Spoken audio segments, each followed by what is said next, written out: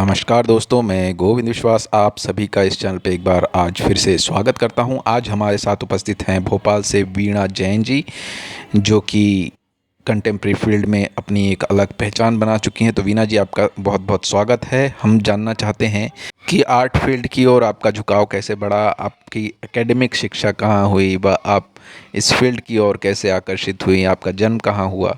तो इस विषय में हम अपनी बातचीत की शुरुआत इसी प्रश्न से शुरू करते हैं। मेरा जन्म उज्जैन में हुआ है और मैंने वहीं से फाइन आर्ट्स में एमए किया। मुझ में कला करने के लिए प्रेरित किसने किया, तो शायद मेरी मम्मी और मेरी नानी भी कलाकार थी। वो लोग पेंटिंग तो नहीं करती थी, लेकिन उनमें वो बहुत क्रिएटिव महिला थी, तो उनके कारण मेरे अंदर भी ये क्रिएशन आया। उसके बाद मैं बचपन से ही वाकणकर श्री विष्णु श्रीधर वाकणकर सर के क्लास में जाती थी और वहाँ पर ही हम बचपन में रोज़ काम पेंटिंग करते थे। सर हमसे डेली स्केचेस करवाते थे और इस तरह वहाँ पर हमारी प्रारंभिक शिक्षा पेंटिंग की मेरी वहीं हुई है। वहाँ मैंने करीब 5-10 साल करीब बचपन में वहाँ पर मैंने पेंटिंग की। उसके बाद मैं शादी करके भोपाल आ गई। भोपाल में कुछ समय तो मैं इस तरह से जुड़ी नहीं थी, मेरा काम नहीं हुआ था। मैं वैसी पेंटिंग क्लासेस वगैरह लेती थी। फिर लेकिन एक दिन मैं अचानक भारत भवन गई और फिर से मेरे काम ने वहाँ से जोर पकड़ा और फिर मैं सीरियस होकर के काम करने लगी। और मुझे काम करते हुए करीब अभी 20 एक साल हो चुके हैं, जिसमें मैं लगातार इस फील्ड में काम कर रही हूँ। जी, ये जो जीवन के अनुभव हैं, ये अवश्य हमेशा काम आते हैं। वह गुरुओं का जो साथ रहा है, वह हर एक आर्टिस्ट का एक अपना एक रास्ता होता है, जिस रास्ते के ज़रिए वो इस फील्ड की ओर अग्रसित होते हैं। और दूसरी बात ये है कि सबके काम के पीछे एक कोई सूक्ष्म सूक्ष्म विचार होता है, चीज़ों को सांप के सामने लेके आते हैं। तो ऐसा कौन सा सब्जेक्ट है, ऐसा कौन सा विषय है जो आप अपने चित्रों के माध्यम से लोगों के सामने व व्यूअर्स के सामने प्रस्तुत करती हैं? मैं मेरे चित्र बनाने के विषय, वैसे तो मैं एब्स्ट्रैक्ट काम करती हूँ, पर मेरे को प्रेरणा मिलती है मेरे दादी के घर, दादी के गांव से। हम बचपन में बहुत गांव में जाया करते थे, उनका घर और वो गांव मेरे ज़हन में बहुत बसा हुआ है। तो मैं जब भी काम करती हूँ तो मुझे वहाँ की दीवारें, ओटले, छज्जे, मटके और गोबर के कंडे, ये सारी चीज़ें, और शायद वही मुझसे बनते भी हैं। तो मेरे काम में आपको गांव की एक झलक है और इसी वजह से शायद मैं ब्राउन शेड में भी काम करती हूँ, क्योंकि मैं गांव दिखाना चाहती हूँ अपनी पेंटिंग में। ये ब्राउन शेड की बात आपने कही तो मैं मेरे मन में ये सवाल तो ज़रूर आ रहा था ब्राउन शेड के बारे में। अच्छा, तो ये एक चीज़ है जो कि है ना, हम जो ऑब्ज़र्व करते हैं अपने आसपास के वातावरण में या आसपास के परिवेश में, वहीं कहीं ना कहीं वो चीज़ें आपके काम के माध्यम से बाहर आती हैं। और आपके काम को देख के लगता है कि कॉफ़ी कलर जो है, कॉफ़ी का इस्तेमाल व चाय का इस्तेमाल आप बखूबी करती हैं अपने काम में। चाय और कॉफ़ी के रंग से ज़्यादा जुड़ी रही, क्योंकि वो शेड मुझे उन घरों की याद दिलाता है और उसमें मैं बड़ी कंफर्टेबल हूँ और उसमें मैंने बहुत एक्सपेरिमेंट किए हैं। उस कलर को आप मेरे काम में देखेंगे तो मैं बहुत सारी उसमें नई चीज़ें लाई हूँ। कागज़ पे करना तो फिर भी मेरे लिए आसान था और ठीक से हो गया था, लेकिन उस काम को जब मैंने कैनवास पे लाई तो उसके लिए मैंने बहुत स्ट्रगल किया। अब आप देखेंगे कि मेरे काम बिल्कुल हूबहू कि कागज़ पे बने हुए ऐसे कैनवास पे लगते हैं, जो कई लोग मेरे चित्र देख के चौंक जाते हैं कि तुमने ये कैनवास पर कैसे किया, इतना स्मूथ कलर जो कि वाटर बेस्ड है। तो वो टेक्निक मैंने ईजाद की और आज भी मैं नए नए एक्सपेरिमेंट करती रहती हूँ और मुझे लगता है कि इसमें मैं और भी बहुत कुछ कर सकती हूँ और शायद मैं करूँगी। बिल्कुल, कलाकार का ये खोजी स्वभाव जो है कलाकार को एक गंतव्य स्थान की ओर लेके जाता है। ये हम सभी का अनुभव है, क्योंकि हम जिस प्रकार हम एक्सपेरिमेंट पर प्रैक्टिस करते रहते हैं डिफरेंट डिफरेंट मीडियम में।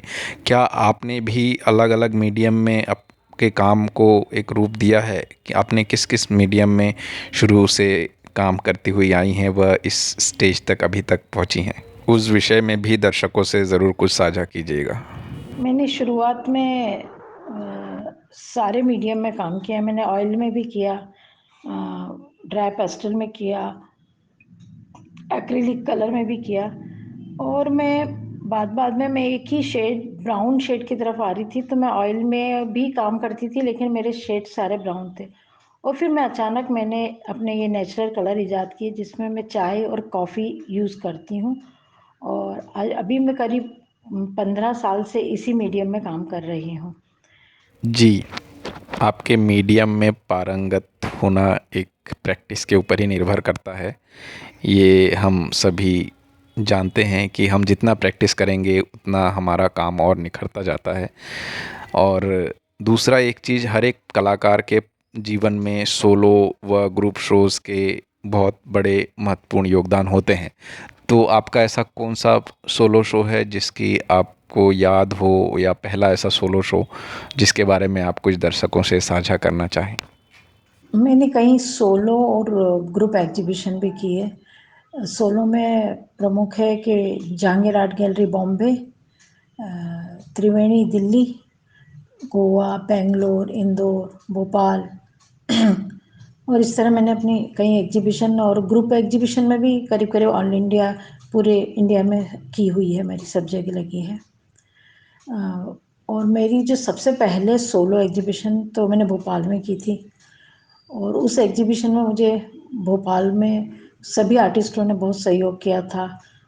विशेषकर मैं यूसुफ सर का नाम लेना चाहूँगी कि शायद जिनके सहयोग से और जिनकी प्रेरणा से ही मैं आज ये सब काम कर पाई हूँ। सर ने ही हमें सब सिखाया है, और मेरे ख्याल से जो हमारा दिमाग खुला, जो सर के साथ हम बैठ के वहाँ बातें करते थे, तो उससे जो दिमाग खुला है और जो बातें अब समझ में आती है, तो उसमें यूसुफ सर का बहुत बड़ा हाथ है हमारे आर्ट करने में और हमारे आर्ट को समझने में। जी, प्रत्येक कलाकार के जीवन में उनके गुरुओं का योगदान बहुत महत्वपूर्ण होता है। उनकी कही हुई बातों को हमेशा अपनी ज़हन में रखनी चाहिए, और उसी के हिसाब से मेरे ख़्याल से फ़ील्ड में आप जब काम करें या फ़ील्ड में आप किसी भी चीज़ के लिए आगे बढ़ें, तो इस उन बातों का भी हमेशा ध्यान रहना चाहिए दिमाग में। तो इसी के साथ हम चाहते हैं कि हम अपने अंतिम प्रश्न की ओर जाएँ, और हम चाहते हैं कि जो नए कलाकार हैं व नए स्टूडेंट्स हैं उनके लिए आपका क्या मैसेज है? मुझे बड़ा अच्छा लगता है जब ये आजकल के नए बच्चे इस जुड़ते हैं और काम करते हैं, क्योंकि उनके पास अभी अनगिनत वो है, उन्हें बहुत इसमें काम करने के लिए बहुत सारे माध्यम हैं, बहुत सारी चीज़ें हैं, और बहुत पैसा भी है। बस यही है कि मैं ये कहना चाहूँगी कि जल्दबाजी ना करें, पेशेंस से काम करें, धीरज रखें, समय आएगा और ज़रूर कुछ ना कुछ होगा, और कोशिश करें कि कुछ ऐसा नया करें कि आप नए कुछ कर दिखाएँ, तो आपकी पहचान उससे जल्दी बनेगी। जी, बहुत-बहुत धन्यवाद बीना जी, आपने इतना समय निकाला इस बातचीत के लिए, और उम्मीद है हमारे दर्शकों को भी ये बातचीत बहुत पसंद आई होगी। और इसी के साथ हम आज के इस प्रोग्राम को यहीं रोकते हैं, और हम फिर एक नए अध्याय के साथ कल फिर मुलाकात करेंगे। और जो इस चैनल पर नए हैं, चैनल को सब्सक्राइब कर ले, शेयर करें, बेल आइकॉन को ज़रूर दबाएँ, लाइक करें, और अपने दोस्तों तक इस प्रोग्राम को ज़रूर पहुँचाएँ, इस बातचीत को, क्योंकि ये कला के प्रति एक अवेयरनेस का काम हो रहा है, और साथ में एक डॉक्यूमेंटेशन पर्पस से भी ये काम हो रहा है।